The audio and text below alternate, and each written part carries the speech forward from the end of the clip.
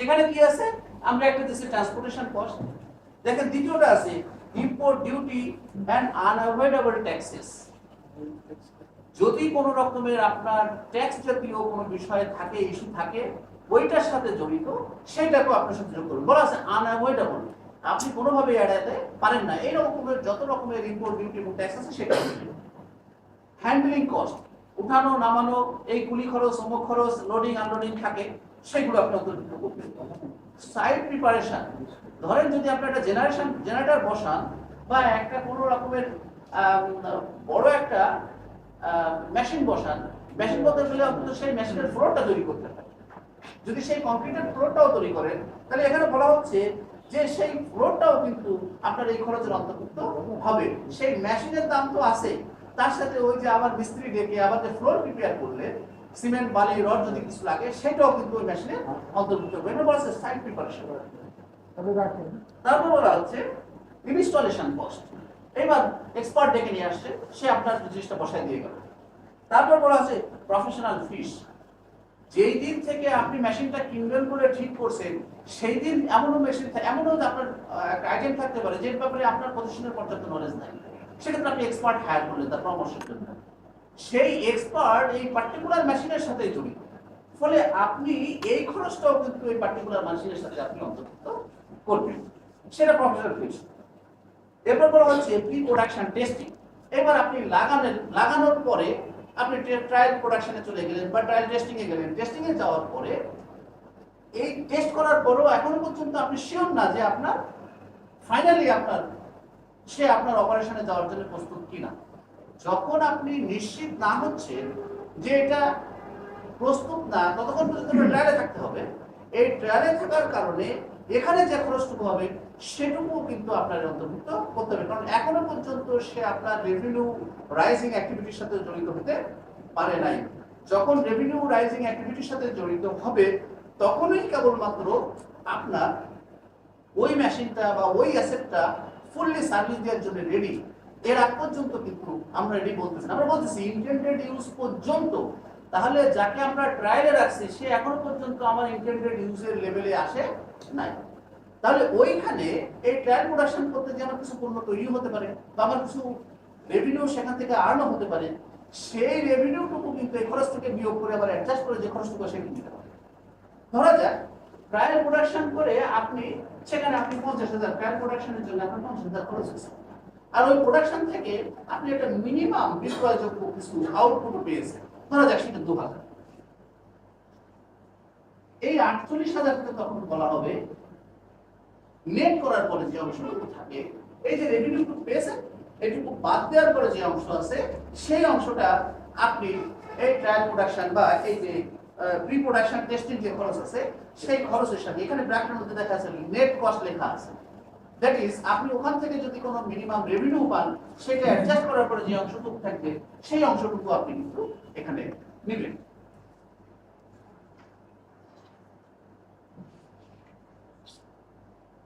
যাই হোক, এরপরে আপনি দেখেন পৃষ্ঠা উঠান, দেখেন 3 নাম্বার আছে।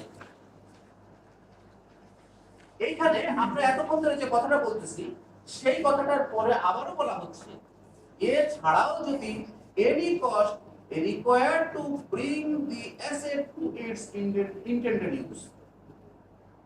ধরা যাক আপনি আপনার রেফ্রিজারেটর বসানোর জন্য আপনি মিস্ত্রিকে 2টা পান খাওয়াইছেন, 2 কাপ চা খাওয়াইছেন, এইটাও কিন্তু আপনার এই যে ইন্টেন্ডেড ইউজ পর্যায়ে আনা পর্যন্ত এই যে মিস্ত্রিকে খরচ করছেন এইটাও কিন্তু এই মেশিনের অংশের মধ্যে চলে যাবে, খরচের মধ্যে, মেশিনের মূল্যের মধ্যে। লাস্ট লেখা আছে বড়ইং কস্ট। এখানে IAS 23 যখন আমরা পড়বো, আমরা ডিটেইল যখন উল্লেখ করবো তখন এখানে জানতে হবে। এখানে বলা হচ্ছে যে পিরিয়ড ধরে আপনি আপনার এই অ্যাসেটকে ডেভেলপ করতেছেন সেই পিরিয়ডের মধ্যে যদি আপনার কোনো ঋণ করা অর্থ থাকে তাহলে ওই সময়ের সাথে সংশ্লিষ্ট যে সুদটুকু আছে সেই অংশটুকুও কিন্তু আপনাকে ক্যাপিটালাইজ করতে হবে ওই অ্যাসেটের অংশ হিসেবে। যে ডিউরেশনে আপনার এই অ্যাসেটটা প্রিপেয়ার হচ্ছে সেই ডিউরেশনে যদি আপনার কোনো লোন করে অর্থ নিয়ে যদি এই কাজটা করেন লোন অন্য কারণে করতে পারেন, কিন্তু এই কাজটার যদি কোনো লোন করা থাকে, তাহলে এই ডিউরেশনের জন্য যেখানে কিন্তু আপনার অপারেশনে মেশিন চলে গেল ঠিক তার আগ মুহূর্তে পর্যন্ত যতটুকু ইন্টারেস্ট আছে IAS 23 বলতেছে ওই ইন্টারেস্টটুকু কিন্তু তখন আপনি রেভিনিউ এক্সপেন্ডিচার হিসেবে নেবেন না, আপনি এই মেশিনের অংশ হিসেবে যোগ করে দেবেন। এই হলো আমাদের ক্যাপিটালাইজেশনের বিষয়টা এখানে। তাহলে এই যে আমরা একটা আইটেমকে প্রথমে অ্যাসেট হিসেবে নির্ধারণ করলাম, তারপরে তার মূল্য নির্ধারণ করলাম, বলা হচ্ছে প্রথম যে মূল্য নির্ধারণ করব সেই মূল্য নির্ধারণ হবে তার কস্ট। তাহলে প্রশ্ন থাকে পরবর্তী জায়গায় কস্ট ছাড়াও অন্য কিছু থাকতে পারে। বলা হচ্ছে ইনিশিয়ালি যখন আপনি আপনার পণ্যকে আইটেমকে অ্যাসেট হিসেবে বুকিং দিবেন, তার মূল্যটা হবে তার জন্য যে আপনি খরচ করছেন সেই খরচের সমষ্টি। পরবর্তী যে অন্য কিছু হতে পারে সেটা পরবর্তীতে যে আমরা বুঝব। এই অংশটা আমাদের এখানে শেষ করব। পরে আমরা যেহেতু এইখানে আমরা অ্যাসেট এতক্ষণ কথা বলতেছি একটা রেফ্রিজারেটর বা এই জাতীয় একটা মেশিন টেশিন নিয়ে, এটা হচ্ছে আমাদের ডেপ্রিসিয়েবল আইটেম না, পর্যায়ক্রমে এটা ক্ষয় হয়। কিন্তু আমাদের নন ডেপ্রিসিয়েবল আইটেমের প্রশ্ন থাকতে পারে। সে ফর এক্সাম্পল এখানে একটা দিয়েছে আমরা ল্যান্ড। এই ল্যান্ডের বিষয়টাও এরকম, যে ল্যান্ডটা আপনি কিনতেছেন তার কেনা দাম থেকে একটা উদ্দেশ্যে কিনতেছেন না, সেই উদ্দেশ্য পর্যন্ত পৌঁছাইতে এর মধ্যে যত খরচ আছে ওইটা হবে ল্যান্ডের দাম। এখন মনে করেন আপনি একটা, এই যে আমাদের এখানে টেক্সটাইল মিল আছে না, এখানে আমরা জানি নিউ মার্কেটের পাশে একটা টেক্সটাইল মিল, ধরেন আপনি এটা যদি 300 কোটি টাকা দিয়ে কিনে নিলেন এই পুরো প্রপার্টি কিনে, আপনি ওইখানে আপনার মতো করে একটা টেক্সটাইল ইন্ডাস্ট্রি করবেন। তো ওই পুরোনো বিল্ডিং আপনার কোনো কিছু লাগবে না, আপনি এবার ভেঙে ফেলবেন। বলা হচ্ছে আপনার ওইখানে ইনফ্রাস্ট্রাকচার তৈরি করতে গেলে আগে আপনার ভূমি দরকার আছে না? কি ভূমি? যেই ভূমিতে আপনি ইনফ্রাস্ট্রাকচার তৈরি করবেন, তো সেই ভূমি কি এখন রেডি ইনফ্রাস্ট্রাকচার তৈরি করার জন্য ওই পুরোনো বিল্ডিং ভেঙে চুরে ওই গর্ত টর্ত পুকুরটুকু ভরাট করতে হবে না। বলা হচ্ছে আপনার জমিকে আপনার প্রত্যাশিত জায়গায় আগে নিয়ে যাওয়ার জন্য এর ভিতরে ভাঙা চোরা যা কিছু আছে সেটাও কিন্তু আপনার ওই জমির মূল্য হিসেবে বিবেচনা করতে হবে। সেক্ষেত্রে আপনি এই যে বিল্ডিং টিল্ডিং ভেঙে পুকুরের মাছ বিক্রি করে যে টাকা পেলেন ওই খরচ থেকে একটু বিয়োগ করে নেবেন।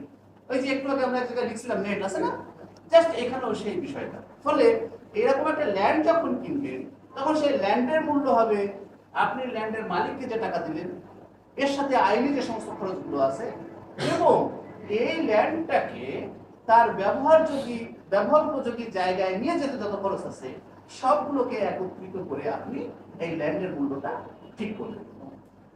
গেল এটা। এখন প্রশ্ন হলো আপনি একটি মেশিন বসানোর পরে আপনি 6 মাস পরে যে দেখা গেল ওর একটা অংশ একদম অকেজ হয়ে গেল, এখন অথবা ওর সাথে আমরা ধরে নেই ওর সাথে আর একটা মেশিন আপনি অ্যাড করে দিতে চাচ্ছেন, দিয়ে আপনি তার কার্যকারিতাকে আরো বাড়াতে পারেন। তাহলে ইনিশিয়ালি যে মেশিনটা কিনলেন সেই মেশিনের সাথে আর একটা অংশ যোগ করতেছেন, সেই মেশিনকেও আপনি যখন এর সাথে অ্যাড করবেন সেই মূল্যটাও তার ইনিশিয়াল মূল্য হিসেবে, ওই মেশিনের ইনিশিয়াল মূল্য। আমি যেদিন জন্মগ্রহণ করেছিলাম সেদিন থেকে আমার ডেট কাউন্ট করে, আমার বাবা যেদিন জন্মগ্রহণ করেছিলেন পৃথিবীতে তারও সেদিন সেখান থেকে ডেট কাউন্ট হচ্ছে। ফলে নতুন যে মেশিনটা ওর সাথে আবার অন্তর্ভুক্ত করলেন বা ওই গ্রুপের সাথে অন্তর্ভুক্ত করলেন সেটাও কিন্তু ওই দিন থেকে তার ইনিশিয়াল স্টেজ। একটা মেশিনকে কেবলমাত্র যেদিন কিনলেন সেটাই কিন্তু তার ইনিশিয়াল রিকগনিশন না, ওর সাথে আরো একটা মেশিন কিছুদিন পরেও যদি আপনি কেনেন ওর সাথে মানে ওই গ্রুপের সাথে, সেই মেশিনটাও সেই দিনে তার ইনিশিয়াল লাইফ শুরু হবে। ফলে সেই দিন যদি তাকে আপনি রিকগনাইজ করেন তাহলে সেই মূল্যটাকেও আপনি কষ্ট হিসেবে ওই দিন থেকে আবার নেওয়া শুরু করবেন। এটা গেল। এখন আমরা আসতেছি যে এর পরবর্তীতে আমার এই মেশিনের তো এবার বছর শেষে আমার একটা রিপোর্টিং এর প্রশ্ন আছে না? বছর শেষে আমাদের ব্যালেন্স শিটে শো করতে হবে না? ব্যালেন্স শিটে যদি বছর শেষে আমরা যদি শো করি তাহলে প্রথমে বলা হচ্ছে ইনিশিয়ালি যেদিন আমরা করছিলাম সেদিন করছিলাম কস্টে। IAS 16 বলতেছে এইটা করার ক্ষেত্রে আপনি দুইটা পদ্ধতি এবার আপনার খোলা আছে। এক হচ্ছে আপনি একটা মডেল ফলো করতে পারেন, সেটার নাম হচ্ছে কস্ট মডেল।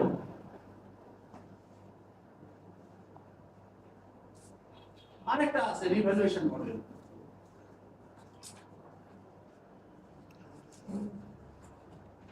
দেখেন 3 নম্বর পৃষ্ঠার মাঝামাঝি দেখেন সাবসিকুয়েন্ট মেজারমেন্ট। জি, সাবসিকুয়েন্ট মেজারমেন্টের কস্ট মডেলের ক্ষেত্রে বলা হচ্ছে অ্যাসেট সমান সমান, এটা আমরা সবাই জানি যে কস্ট আর তার সাথে অ্যাকুমুলেটেড ডেপ্রিসিয়েশন, এটা আমরা সবসময় বিয়োগ করে থাকি না, এই পর্যন্ত আমরা জানতাম। এইটা শুধু না, আমরা পরীক্ষায় হয়তো ওইটুকু পেয়েছি, আসলে অ্যাকুমুলেটেড আমাদের ইম্পায়ারমেন্ট লসটুকু ওখানে বিয়োগ করতে হয়। অর্থাৎ অ্যাসেটের ক্যারিং ভ্যালুতে পৌঁছাইতে গেলে, ওটাকে বলা হয় ক্যারিং ভ্যালু, অ্যাসেটের ক্যারিং ভ্যালুতে পৌঁছাইতে গেলে আমার কস্ট থেকে এই দুইটা আইটেম অ্যাকুমুলেটেড ডেপ্রিসিয়েশন আর অ্যাকুমুলেটেড ইম্পায়ারমেন্ট লস বিয়োগ করে আমরা নেক্সট রিপোর্টিং এ চলে যেতে পারবো। এটা একটা মডেলে, কস্ট মডেলে এটা বলা হচ্ছে। আর রিভ্যালুয়েশন মডেলে বলা হচ্ছে এই অ্যাসেটকে আমি নতুন করে মূল্যায়ন করব, আমার ফেয়ার মার্কেট ভ্যালু আমি ঠিক করব। অর্থাৎ বাজারে কততে বিকায়, বাজারে বিকানোর যে মূল্যটা, সেই মূল্যটা পাওয়ার পরে ওই যে আমরা অ্যাকুমুলেটেড ডেপ্রিসিয়েশন আর আমাদের যে অ্যাকুমুলেটেড ইম্পায়ারমেন্ট লস, এই দুটো বিয়োগ করে যেটা পাওয়া যাবে, আমরা রিভ্যালুয়েশন মডেলে আমরা সেই পদ্ধতিতে আমরা এটা লিখব। তাহলে আমরা এই দুইটা রিপোর্টিং এর যে কোনো একটাই আমরা আসতে পারবো। তবে আমাদের দেশে যা কিছু ব্যবস্থাপনা আছে তা সাধারণত এটা পারমিট করে না। আমাদের সাধারণত এই পদ্ধতিতে আমাদেরকে কাজটা করে দিতে হয়, কারণ আমরা এতটা এখনো ডেভেলপ করে পারি নাই। কারণ আমাদের রেডি মার্কেটে সবকিছু মূল্য ওইরকম চাইলে পাওয়া যায় না, সেক্ষেত্রে আমাদেরকে ফলো করতে হয় এই পদ্ধতিটা। এবং আপনারা সাধারণত বইপত্র এটা করে থাকেন, কিন্তু আমাদের ওই যে BAS 16 এ কিন্তু আপনি এই পদ্ধতিটা পাবেন।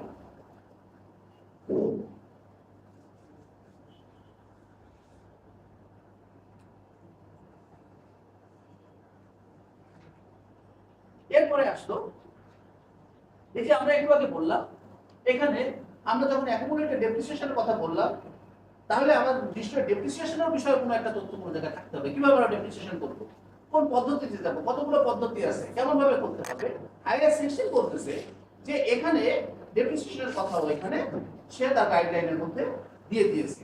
সেক্ষেত্রে আমরা এখানে শুধুমাত্র এই যে ডেপ্রিসিয়েশন জিনিসগুলো আমরা করে থাকি বা সবসময় করে থাকতেছি, আমরা যে পদ্ধতিগুলো দিয়ে করতেছি, আমাদের BAS ও আমাদের ওই এসেট লাইন মেথড, ওই আমাদের অ্যাক্টিভিটি মেথড, তারপর যে ডিমিনিশিং মেথড, এই কথাগুলো আমাদের BAS 16 সেও আমাদের এই জিনিসগুলো এখানে বলে দিচ্ছে। ফলে আমরা এইখান থেকে আমরা যে জিনিসটা দেখতে পাচ্ছি যে আমরা এই 16 এর ভিতর দিয়ে আমরা যে কয়টা জিনিস এই পর্যন্ত জানলাম, এক হচ্ছে গিয়ে কোনো একটা আইটেম অ্যাসেট হিসেবে রিকগনাইজ করে নিতে হবে, অর্থাৎ সে অ্যাসেট গ্রুপের মধ্যে বা অ্যাসেটের মধ্যে পড়ে কি না এইটা আগে ঠিক করতে হবে। তাহলে প্রথম কাজটা হচ্ছে গিয়ে সে অ্যাসেট কিনা এটা ঠিক করা। দ্বিতীয় কাজটা আমরা দেখলাম তার মূল্যটা কি হবে সেইটা ঠিক করা। তৃতীয় কাজটা হলো যে তার ক্যারিং ভ্যালুটা কি হবে, একটা নির্দিষ্ট সময় শেষে যে আমরা তার মূল্যটা কি হবে যখন রিপোর্ট করব। আর চতুর্থ আর একটা বিষয় পেলাম যে ক্যারিং ভ্যালু নির্ধারণ করতে গেলে আমাদের ডেপ্রিসিয়েশন মনে হয় বের করতে হয়। এবার আমরা একদম প্রথম পৃষ্ঠার প্রথম জায়গায় চলে যাই, একদম প্রথম পৃষ্ঠার প্রথম অংশে। ঠিক আছে, দেখেন IAS 16 এর নিচে লেখা আছে it recognize an item as an asset. দ্বিতীয় বলা হচ্ছে ডিটারমাইন ইট কস্ট। তারপর লেখা আছে ascertain its carrying value, আর লাস্টে আছে assess its depreciation। অর্থাৎ IAS 16 যদি আপনি পড়েন তাহলে আপনাকে মূলত এই চারটা বিষয়ের উপরে গাইড করা হচ্ছে। ফলে আপনি যখন এই শীটটা পড়বেন তখন আপনি শুরুতে এই চারটা বিষয় নিয়ে, অর্থাৎ অ্যাসেটের যে আমার কোনো একটা পারচেজকে যে আমি অ্যাসেট হিসেবে ঠিক করতে পারবো কি পারবো না, তার এখানকার প্রিন্সিপালসটা এখানে বলা আছে। দ্বিতীয় হচ্ছে সেই যে অ্যাসেটটাকে আমি নির্ধারণ করলাম তার মূল্যটা কি হবে। তৃতীয় হচ্ছে নেক্সট কোনো টাইমে যখন আমি রিপোর্ট করব তার ক্যারিং ভ্যালুটা কি হবে। আর চতুর্থ হচ্ছে আমার ডেপ্রিসিয়েশনের বিষয়টা কি হবে। মূলত আমার এই চারটা বিষয়ের উপরে IAS 16 আমার এখানে গাইডলাইন সৃষ্টি করছে বা আমার গাইডলাইন দিয়েছে। আর সর্বশেষ বিষয়টা আপনি যান একদম তিন নম্বর পৃষ্ঠা দেখেন একদম শেষ লাইনে যেটা লেখা আছে ডিসক্লোজার আছে না, ডিসক্লোজার। মূল বিষয়টা হচ্ছে কোনো সমস্যা হতো না যদি আমার বিজনেসটার মালিক শুধু আমি একাই হতাম আমি, কিন্তু আমার একটা বিজনেসের যদি আমি মালিক হই যেমন খুশি আমি রিপোর্ট করতে পারি। একটা ট্রেনিং এ আমরা একটা তথ্য পেয়েছিলাম যে বাংলাদেশে ফরেন ইনভেস্টমেন্ট কম হওয়ার কারণে আমি খুব অবাক হয়েছিলাম যে যিনি এক্সপার্ট ছিলেন তিনি অনেকগুলো কারণের মধ্যে একটা কারণ বলছিলেন আমাদের দুর্বল অ্যাকাউন্টিং। কারণ কোন একজন ফরেন ইনভেস্টর যারা আইএএস ভালো ফলো করে বা আইএফআরএস ফলো করে এবং যারা খুব ক্লিন ব্যালেন্স শিট এবং অন্যান্য ফিনান্সিয়াল স্টেটমেন্ট তৈরি করে ফান্ডটা তারা সেই জায়গায় নিয়ে যায়। বাংলাদেশের এই গোজামিলে অ্যাকাউন্টিং এর কারণে আমাদের দেশে ফরেন ইনভেস্টমেন্টের সমস্যা হয়ে যায়। এটা আমি এক্সপার্ট এডুকেশন নিয়েছিলাম, আমার কাছে বাস্তবে আমি কাজ করতে যেয়ে দেখছি মনে হয় কথাটা সত্যি। তো এখানে যে কথাটা বলতে চাচ্ছিলাম যে আমরা নিজেরাই যদি আমার বিজনেসের মালিক হতাম তাহলে কোনো সমস্যা ছিল না, কিন্তু আমার বিজনেসের মালিক আমার আরো এক্সটার্নাল অনেকেই আছে।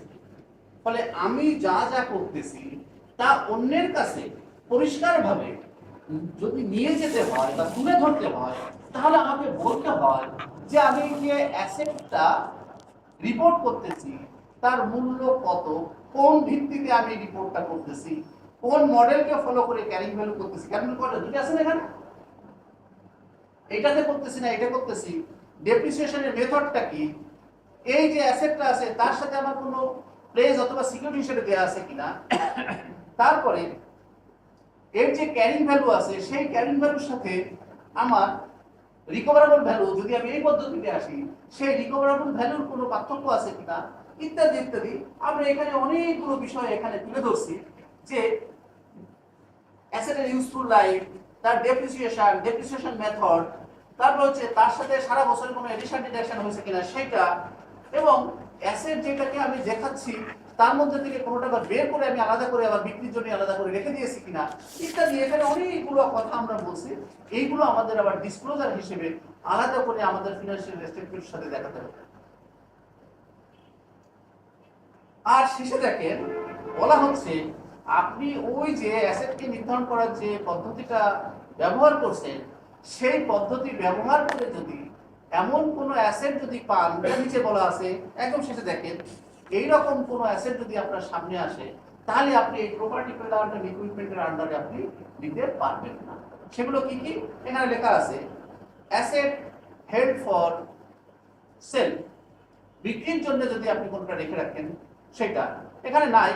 যদি কোনো ডিসকন্টিনিউড অপারেশনের যদি অ্যাসেটও থেকে থাকে, কারণ এই ডিসকন্টিনিউড অপারেশনের এর কারণ যুক্তিটা কি, ডিসকন্টিনিউড অপারেশনের ওই অ্যাসেটটা কিন্তু আপনার রেভিনিউতে কিন্তু সাহায্য করতেছে না। আমরা প্রিন্সিপালে বলছিলাম যে আপনার রেভিনিউ আর্নিং এ কিন্তু তাকে ভূমিকা রাখতে হবে, সে কিন্তু আপনার কি বেনিফিট সৃষ্টি করতে হবে, কিন্তু যাকে ডিসকন্টিনিউড বলে আলাদা করে রেখে দিয়েছেন সে তো আপনার রেভিনিউতে সে কোনো রকমের পার্টিসিপেশন তো নাই। ফলে একে কিন্তু আপনি প্রপার্টি প্লান্ট এন্ড ইকুইপমেন্টের মধ্যে আপনি দিতে পারবেন না। এছাড়াও আপনার যদি বায়োলজিক্যাল কোনো রকমের অ্যাসেট থাকে যেমন গাছপালা, অ্যানিম্যাল, এই জিনিসগুলো আপনি এর মধ্যে আনতে পারবেন।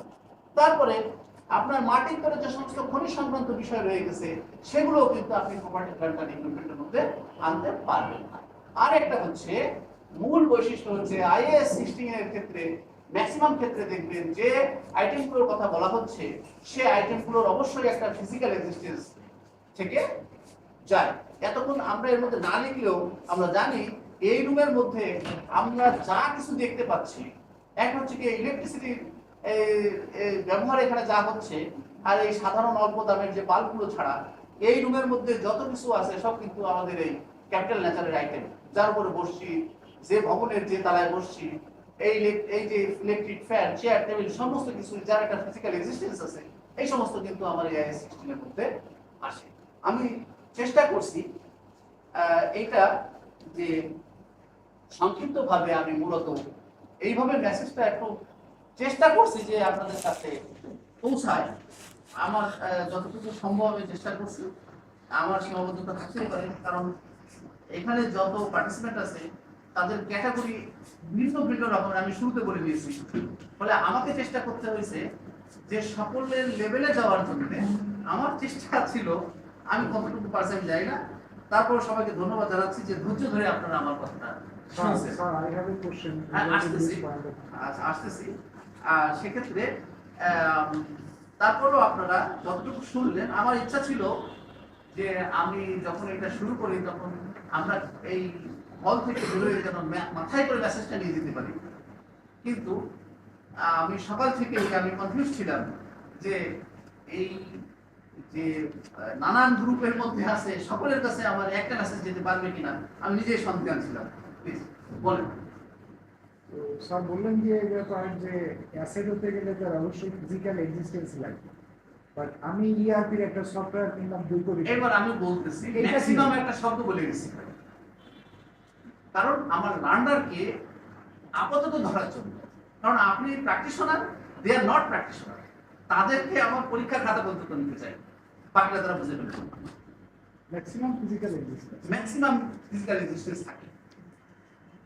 আমি ওই ম্যাক্সিমাম কথাটা বলছি। ক্লাস ক্ষেত্রে বা গাড়ি কেনার ক্ষেত্রে ওর একবারে 3 বছরের ইন্স্যুরেন্স প্রিমিয়াম দিয়ে দিতে, এরকম আমি নিজে সেটা কি আমার মোটরসাইকেলের কস্টের সঙ্গে যোগ হবে কি হবে? এই 3 বছরের ইন্স্যুরেন্স কি আপনার মোটরসাইকেলকে রাস্তায় চালানোর জন্য সেই ইন্স্যুরেন্সটা দিচ্ছেন, নাকি মোটরসাইকেলের লাইফকে সিকিউর করতেছেন? লাইসেন্সকেই দিতে গেলে আমি দেয় না, কি দিল না দিল আমি আসতেছি আমার প্রিন্সিপালসের উপরে। আপনি প্রয়োগ করতে যেয়ে কি করলেন সেটা পরে আসতেছি। এখন সে কি বলা হচ্ছে, এর মধ্যে আরো জায়গা আছে। লাইসেন্স কি আপনার ভ্যালুয়েশনে সাহায্য করতেছে? নো। মোটর সরি লাইসেন্স বলতেছি, আপনার ইন্স্যুরেন্স প্রিমিয়াম কি আপনার এই অ্যাসেটের ভ্যালুয়েশনে সাহায্য করতেছে? না। না। সে কি আপনার ফিউচার ইকোনমিক বেনিফিট সৃষ্টি করবে? না। আচ্ছা, এই ইন্স্যুরেন্স প্রিমিয়াম যেটা 1 বছর দিচ্ছেন, সেটি নেক্সট ইয়ারের জন্য কি আপনাকে কনফার্ম করতেছে যে ইয়ার আফটার ইয়ার এই একটাতেই হয়ে যাবে? 3 বছর চলবে। 3 বছর চলবে। তাহলে এটা কি 3 বছরের জন্য কি আপনাকে সিকিউর করতেছে? হ্যাঁ, করছে। তাহলে তো সে আপনাকে কন্টিনিউ করতেছে না, আপনার শুধুমাত্র 3 বছরের অ্যাসুরেন্স সৃষ্টি করতেছে। আর ওই প্রথম পয়েন্টটাই ঠিক আছে যে ওইটা চালানোর উপযোগী হওয়ার জন্য ইন্স্যুরেন্স। এরপরেও আপনি আপনার কোশ্চেনের রেলিভেন্ট আমার আরেকটা টপিক এখানে আছে। এক্ষেত্রে আপনি রিপোর্টার হিসেবে রিপোর্ট করবেন, এখানে আপনার কিছু স্বাধীনতাও আছে। সে ফর এক্সাম্পল, যে আমার রেভিনিউ সৃষ্টি না করে এমন কিছু জিনিস থাকতে পারে, আপনার কোশ্চেনের সাথে আছে। দেখেন আমি এক জায়গায় লিখছি, আপনি যদি প্লিজ দেখেন, রিকগনিশনের মধ্যে একটা জায়গা আছে 2 নম্বর আইটেম। রিকগনিশনের মধ্যে চলে যান, প্রথম পৃষ্ঠা আছে না, সেখানে লেখা আছে ইট প্রডিউস ইকোনমিক বেনিফিট, ব্র্যাকেটে লেখা আছে ডাইরেক্টলি অর ইনডাইরেক্টলি, আছে না? এই শব্দ দুইটা আইএস 16 এর কোনো জায়গায় আপনি পাবেন না। এই জিনিসটা আইএস পড়ে আমার যে কনসেপশন সেটা ওখানে আপনাকে দিয়েছে আপনার পড়ার জন্য। এবার তার একটা প্রমাণ নেন। ধরেন আমি এখানে এখনই বলতেছি, ধরেন আপনি একটা টেক্সটাইল বিজনেসের সাথে জড়িত, সেখানে আপনার কাপড় তৈরি হয়। কাপড় তৈরি করলে আপনার যে সমস্ত ওয়েস্টেজ আছে, সেই ওয়েস্টেজ ম্যানেজমেন্টের জন্য আপনার কিছু খরচ করতে হয়। ধরেন আপনি পানি সংশোধনের জন্য আর একটা প্ল্যান বসালেন, কিন্তু প্রকৃতপক্ষে পানি সংশোধনের ওই মেশিনটা সে কিন্তু আপনাকে ইয়ার আফটার ইয়ার সার্ভিস দিবে। দ্যাট ইজ 1 বছরের বেশি বেশি আপনাকে বেনিফিট দিল। যদি আমরা তর্কে না যে যদি বলি তার এক্সিস্টেন্স, ফিজিক্যাল এক্সিস্টেন্স, মেশিনটা ফিজিক্যাল এক্সিস্টেন্স, তাহলে আমরা বলতেছি তার ফিজিক্যাল এক্সিস্টেন্স আছে, সে আমাকে ইয়ার আফটার ইয়ার সার্ভিস দিবে, কিন্তু সে কিন্তু আমার রেভিনিউ প্রোডাকশনে তার কোনো ভূমিকা নাই। অর্থাৎ আমি পানি দূষণ করলেও, পরিবেশ দূষণ করলেও না করলেও আমার রেভিনিউতে কিন্তু কোনো রকমের সমস্যা হবে না। বাট গভর্নমেন্ট বলে দিয়েছে না করলে কিন্তু তোমাকে আমি বিজনেস করতে দিব, আছে না? এই অবস্থার ক্ষেত্রে আইএস 16 বলতেছে এটা আপনাকে না, এটাকে যদি আপনি না ইনস্টল করেন, যেহেতু ওটা বিজনেস করার কোনো সুযোগ নাই, তাহলে পরোক্ষভাবে সে আপনার বিজনেসকে ফ্যাসিলিটেট করতেছে, আদারওয়াইজ আপনার বিজনেসই থাকে না। এই অবস্থায় আপনি একে ক্যাপিটালাইজ করবেন। আপনি দেখেন সেক্ষেত্রে আমি এখানে আপনাকে 2 নম্বর পৃষ্ঠার দ্বিতীয় যে অংশ আছে দেখেন, সেফটিং বা ইকুইপমেন্ট আছে না? আচ্ছা ধরা যাক আপনি আরেকটা এক্সাম্পল নেন, ধরেন আপনার একটা ওই যে পাওয়ার টিলার আছে, তাই না? আমি গ্রামে দেখছি পাওয়ার টিলারের সাথে আরেকটা অংশ যোগ করে দিয়ে তারা ধান ভাঙানোর কাজ করে, মানে ধান গাছ থেকে তার ধান ছাড়ানোর কাজ করে।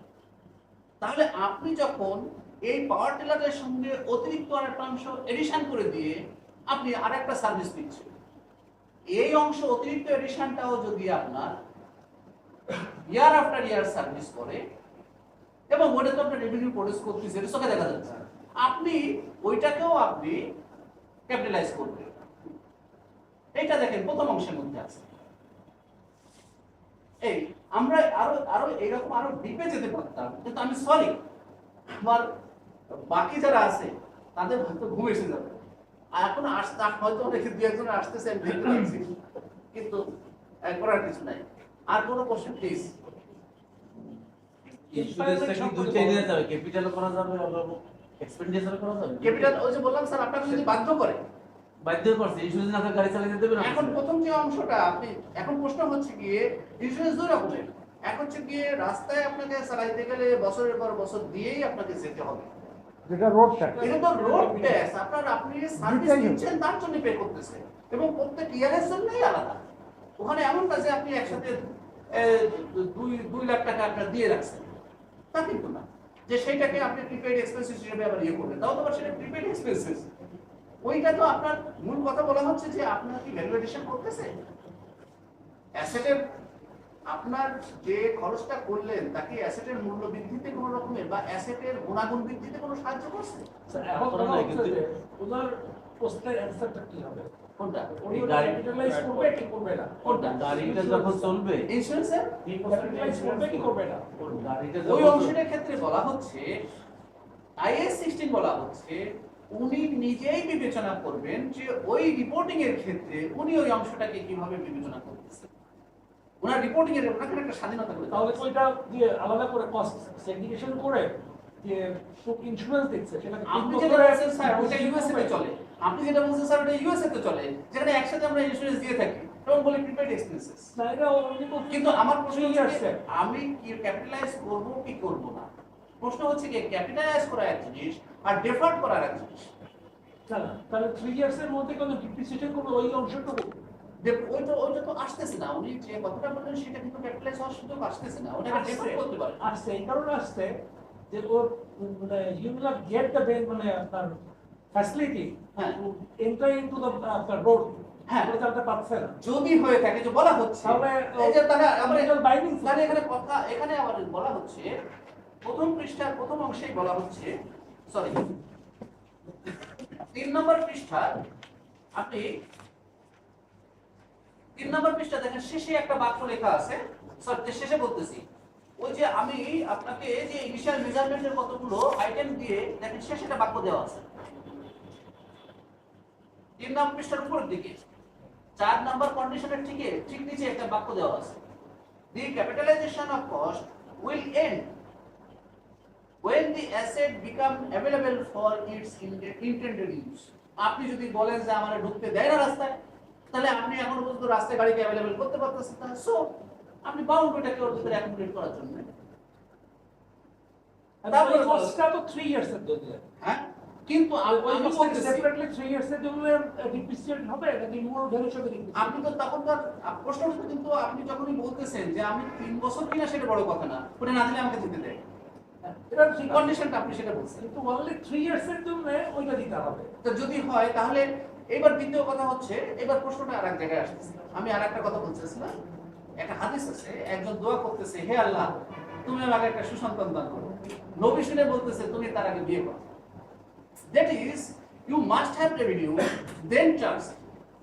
আপনি যদি ওই ইন্স্যুরেন্সকে আপনার নরমাল অপারেশনের কোন জায়গায় ঢুকাবেন, ওর সাথে তো লিঙ্ক না, আনরিলেটেড কোনো কিছুকে আপনার রেভিনিউর সাথে চার্জ ম্যাচ করতে পারেন না, তাহলে একে নিবেন আর কোথায়? এত জায়গা নেই, তাহলে জায়গা আপনাকে ব্যাক করে দিতে এখানেই ফিরে যেতে হবে। যদি বলেন যে আমি ওখানে বাউন্ড এই কাজটা করার জন্য। কারণ আপনি আপনার অর্ডিনারি অপারেশনের সাথে এর কোনো রকমের সুযোগ নাই ম্যাচ করার। অর্ডিনারি অপারেশনের সাথে তার কিন্তু বেনিফিটের কোনো রকমের সম্বন্ধ নাই। ইম্পায়ারমেন্ট সম্পর্কে লেখা আছে এমপ্লয়মেন্ট হবো অন্য জায়গায় 36 এ। এটা লিখেছো আর কি হ্যাঁ, আমি তো ওখানে বলি না, আমি তো 36 এ যাচ্ছি, সেখান থেকে ওটা নিয়ে আসবো, যেটা এই মুহূর্তে মেম্বারদের জন্য ঢাকাতে হচ্ছে 36। আমরা যে কাজটা এখানে স্টুডেন্ট দিয়ে করতেছি, এরকম একটা 36 নিয়ে এই মুহূর্তে ঢাকাতে হচ্ছে, এবং আজকে আজকেই হয়েছে, এই মুহূর্তে এখনই হচ্ছে। এই তুমি কি বলছো তাহলে একটা প্রশ্ন করতে চাচ্ছেন ওরা হ্যাঁ প্লিজ। স্যার আমি বলতে চাচ্ছিলাম IAS 16 তো সম্পদের সংজ্ঞা দেওয়া হলো যে এগুলো সম্পদ হবে PPE কথা বলা হলো জি, জি। কোনটা সম্পদ হবে এবং হবে না হ্যাঁ, ট্রানজিবল হতে হবে এবং ফিজিক্যাল এক্সিস্টেন্স থাকতে হবে সম্পদ না সম্পত্তি এইগুলো সম্পদ কমপ্লেক্সিটি তো এর বাইরে কি সম্পদ নেই সম্পদ বলতে কি এটা যে গুডউইল যেটা ট্রানজিবল না এটা কি সম্পদ না আপনাকে বলা হচ্ছে, হ্যাঁ আপনাকে বলা হচ্ছে, আসেন কোনো সমস্যা নাই, আপনি দেখেন